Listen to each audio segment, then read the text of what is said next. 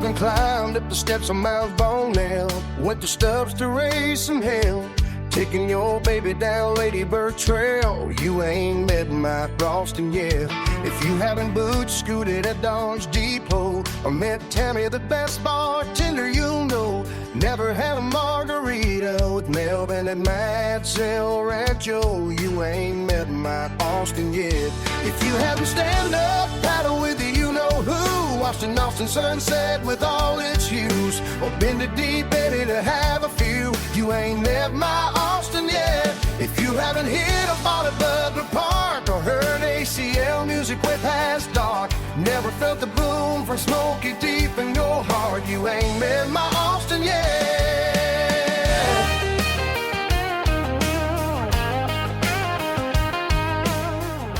Welcome back, y'all. Welcome to Adjacent. We Love Austin, episode 1. Today, we are taking you on a new adventure. We're starting a new section of our podcast, which will come out weekly or once a month, maybe. We'll see. Where basically we take one part of Austin and we deep dive that area. Like it's a neighborhood, or it could be even like a historical landmark. It could be a house. It could even be a person that has history rooted. They're rooted in Austin in some form. And today we started because we Googled what is the oldest standing building in Austin. And it is in this adorable neighborhood. Agreed. Oh my gosh. We were just like, I cannot believe this is here. Yeah. This is beautiful. I want to move here. I start looking at prices of houses. Yeah. So what neighborhood are we talking about this time on our tour through Austin? Yeah, it's new to us. It's the Robertson Hill Neighborhood. That's right. And they combined it, and it's Robertson, Stewart, and what was the third one, Jody? I don't remember. I didn't. I think I took a picture, but I didn't. It'll come back to me as we're kind of going through it. But if you haven't been to this neighborhood, it stretches from I-35 west to Texas State Cemetery. So that's east to west. And then from 7th Street to 11th Street. And it's Robertson, Stewart, and Mayor. There you go. And it is a historic district. The whole area is identified as a historic district. So it's an old school neighborhood with craftsman home-style homes, old world charm. There's trees lining the streets. It's walkable to different activities and amenities.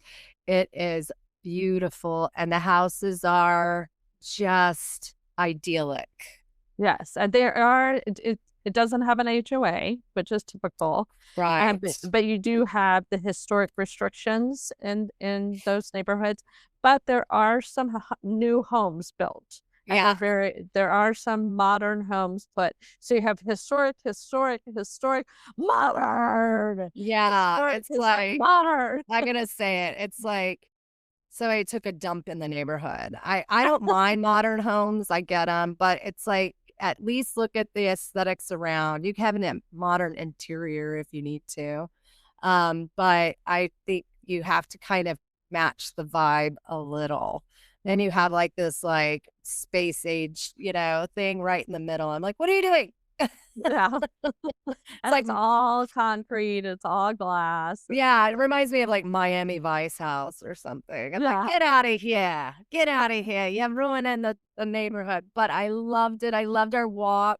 So we started at looking at the French Legation building.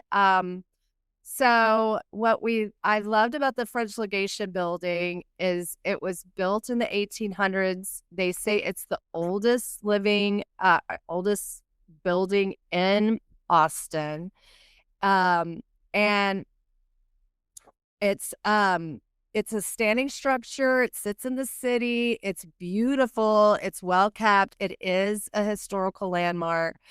It was, I think, around, was it like 26 acres when they first built it? And so what happened was the French wanted to have representation in Austin as it was Waterloo back then and becoming a city. And they sent Alphonse Dubois de Salingy to come and build a building there. And while it was being built, he stayed at the Bullock Museum on Pecan Street, which is 6th Street today. But it's beautiful. If you haven't gone, go. And then a family owned it for a while, but it's so beautiful. That is beautiful. But what's really cool about the neighborhood, the Robertson Hill neighborhood, is it was a neighborhood for freedmen, African American families lived in the neighborhood. And there was a property owner named Eliza Bell. You'll hear that name in Austin. She's very well known in history. She owns 6 acres, and she would allow different African American families to build homes on her property. This community built schools before AISD was built.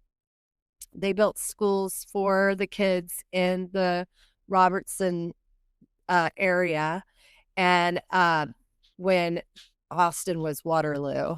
And it's incredible. I'm just like, oh my gosh. Agreed. And just aesthetically, the neighborhood is very hilly. Yes. It's not flat like the one of Austin. It has good hills and it has beautiful views. It has you get up on a hill and you see the Capitol or the tower. And I can't imagine being on the 3rd story or the rooftop of some of these houses. They get a complete beautiful view of Austin. One of my favorite things, and I'll add the pictures that we took while we were walking around. The cemetery there is so historic and beautiful, and there's a lot of veterans buried there. And during the holidays, we have volunteered to put the wreaths down, and it's a very cherished memorial area. And if you've never walked that cemetery and you're into it, there's geocaching where they tag different things, and you have to find it, and you get the history behind that that person, which is such a lovely reminder, and highly recommend it. We used to take our 4th graders every year to the Texas State Cemetery. And if you haven't been on a tour there, go. Yeah. I know that Shelly and I will deep dive the Texas State Cemetery, but I'll give you one fun fact. The Texas State Cemetery was built when Bob Bullock took the road that leads in and made it a Texas highway, got funding for a highway, and then built that cemetery. So he, no offense, mismanaged the funds. What? By saying it was a highway, and it's the shortest highway in all of, I think, the United States. It's not really a highway. But it is a little road that leads into the cemetery. But it's a beautiful cemetery, and it definitely honors people. You'll see Barbara Jordan's grave in there. You'll see Albert Sidney Johnston's grave there, which his statue, I guess, was commissioned by for Elizabeth Ney to sculpt.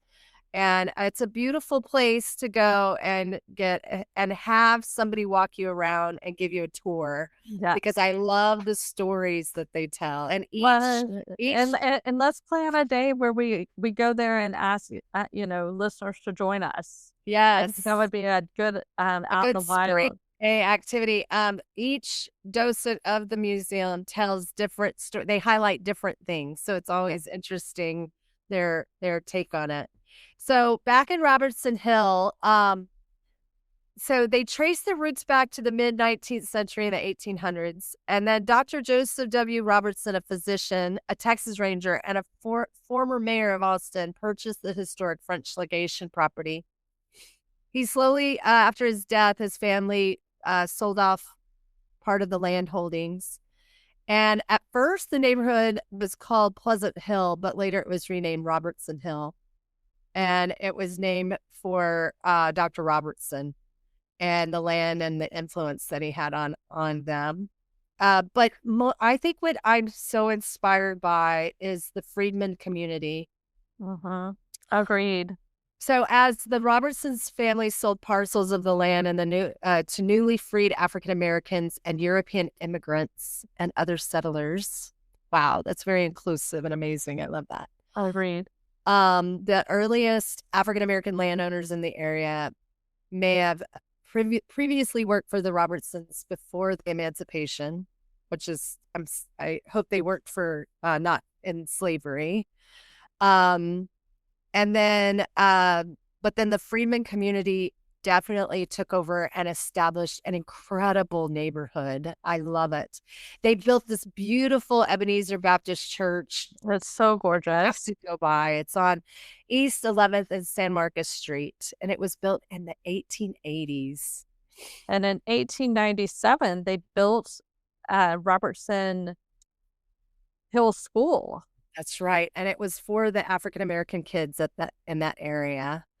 But what I love about it is the rich history, how beautiful the area is. But then it became a very culturally diverse neighborhood. It was a predominantly African American community and European immigrants initially living there and moved elsewhere, selling their homes and after World War I. But in 1928, the city of Austin adopted a segregation plan that concentrated public services and amenities for Blacks residents in East Austin, including the Robertson Hill, making it one of the few parts of town with schools, parks, and community institutes for the African American under the stupid, terrible Jim Crow policies. Hate those things.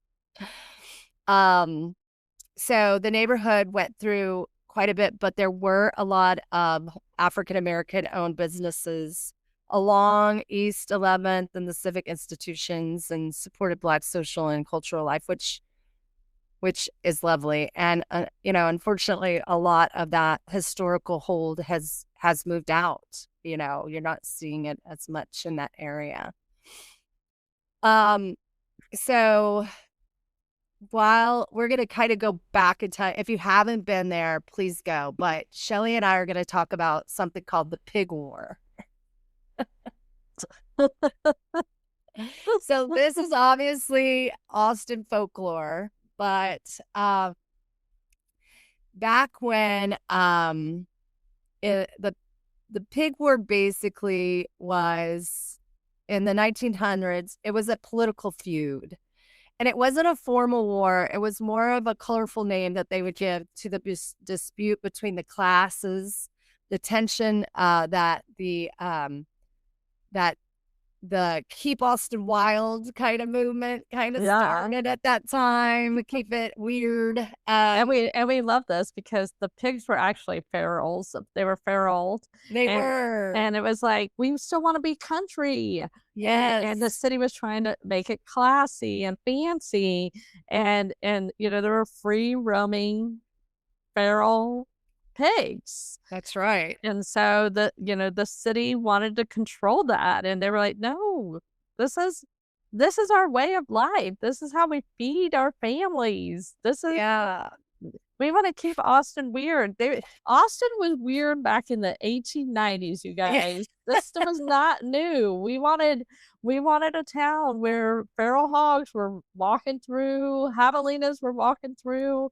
We didn't want to be a city. We didn't want to be a Houston. Right. And so back in the day when Dubois was trying to build his French legation and bring the French into Austin, he went and settled himself at the Bullock Hotel while it was being built. And then when the French legation opened, Bullock's pigs were roaming free in the streets. This is, of course, folklore. And they got in an argument because, according to Dubois, the pigs ruined all of his sheets because they were hanging on the line, and they came and ransacked his gardens. And the Dubois, one of the workers, I think, shot some of the pigs, which really pissed Bullock off. So we have come up with a script. Yeah. So Shelly will be playing Dubois. Oh, you're I'm better. sorry. I'm playing Dubois. You're playing. You're better at accents. My accent, they would not know was a French person. So the pig war happened between 1850s and 1870s. It's a long-running conflict between Austin city leaders and the wealthy landowners. It's centered around free roaming pigs, or those feral hogs.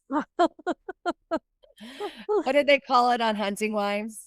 Wild boars. Wild boars. That's when we knew that the show wasn't written by Texans. There's some wild boars. Yes, yeah. We don't call it. We call them feral hogs. Anyway, and then the people wanted to change the city ordinances, like Shelly said, and at the heart of the dispute in the pig war was who has the power at a growing city. Is it property rights versus public order? The elite privilege versus the everyday residents. Yeah. So the everyday residents didn't want their rights. It's kind of like when New York City, yeah, somebody from out of town is telling us how to do things in our own city. right. And so this French guy comes in and is like, I'm going to tell y'all how to do things. And Bullock was like, you can kiss my cherry butt ass. I'm not doing it. And so the good thing about the feral hogs is that they acted as garbage disposal and they would eat the scraps of the waste off the ground. Yeah.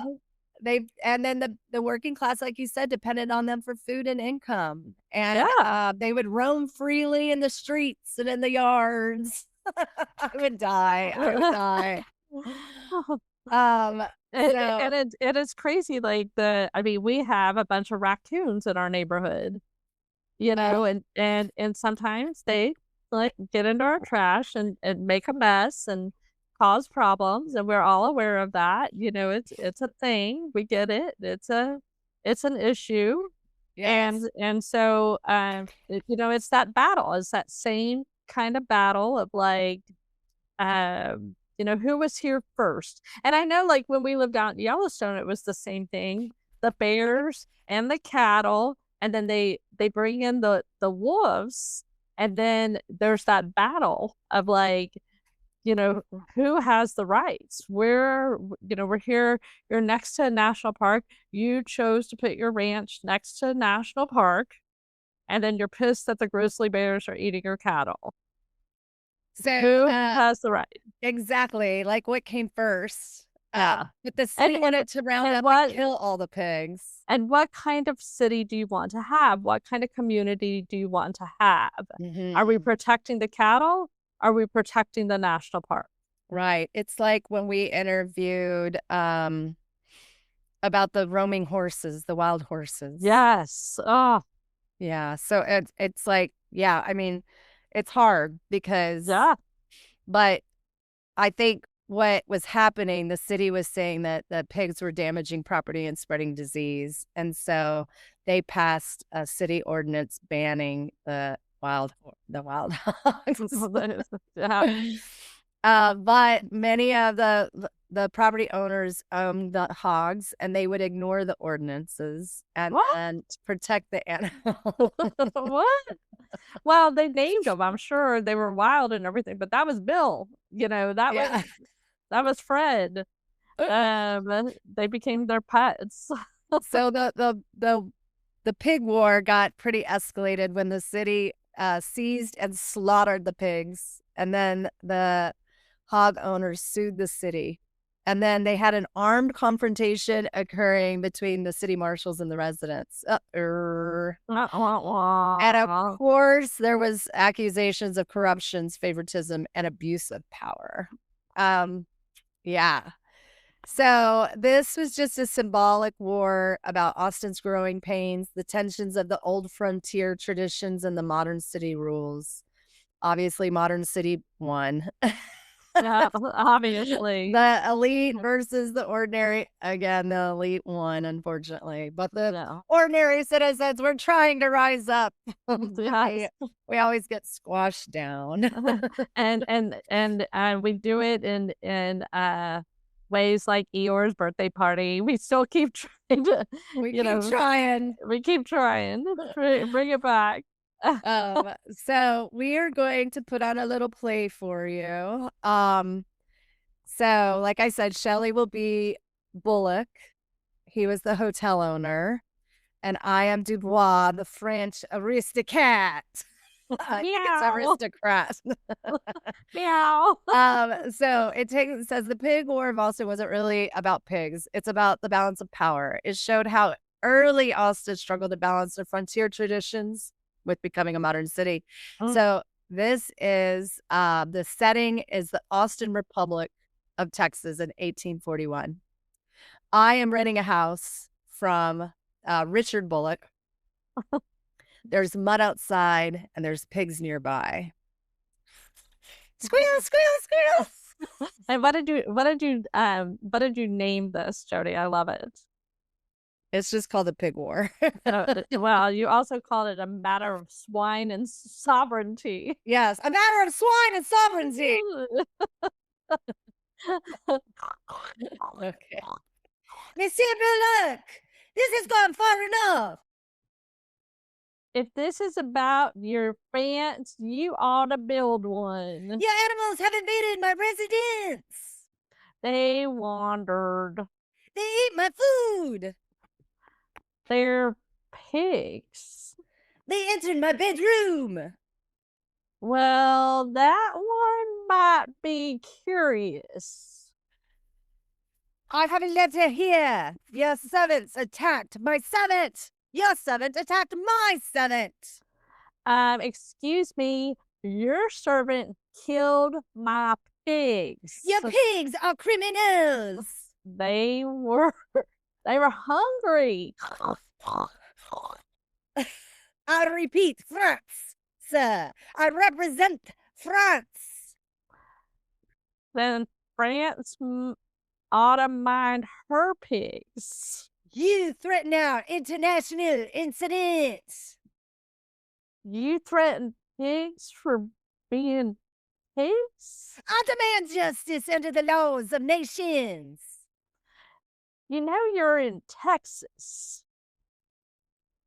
Then I shall inform my government that this land is savage. Tell them we don't cage our hogs and we don't scare easy. France will not forget this insult. France can send a France. This is war. Over pigs? Over principle. Funny. The pigs never mentioned that. Remove that animal at once. Careful. That one is a diplomat. Scene. Well, I will tell you, Dubois, at the end of the pig war, decided to move somewhere a lot more sophisticated. He moved to Galveston Island, Texas. And scene. Oh my gosh. Bye. Oh my gosh. Well, I hope. Oh, great job, Jody. Real quick. Robertson Hill is right next to an incredible restaurant called Paperboy. Yes. You may have seen it. It's on 11th Street. It has a little toast sign. It looks like a little toast with a dab of butter. Go in, sit at the bar, eat the food. It is delicious. The staff is so welcoming. You feel like you're in somebody's kitchen at their home. They also do. You're going to put it on the bingo card. You have to go.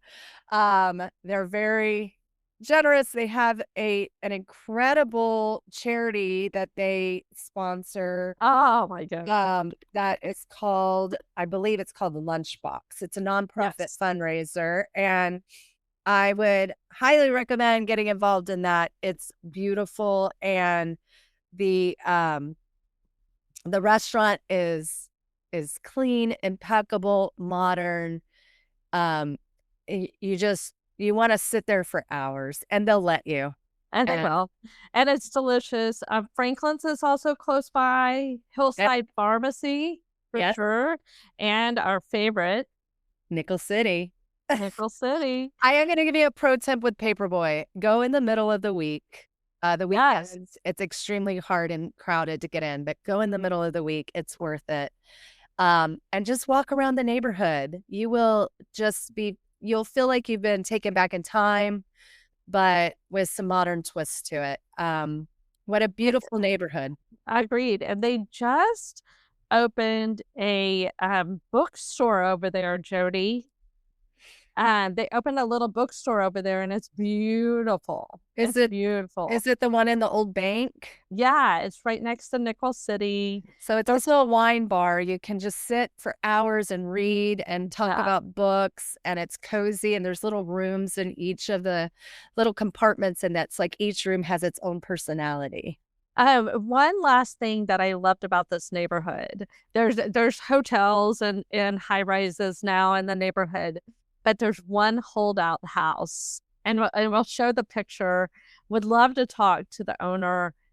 It is like there's all these buildings all wrapped around it, and it just reminded Jody and I the movie Up. Yes. And it just was like, I'm not changing.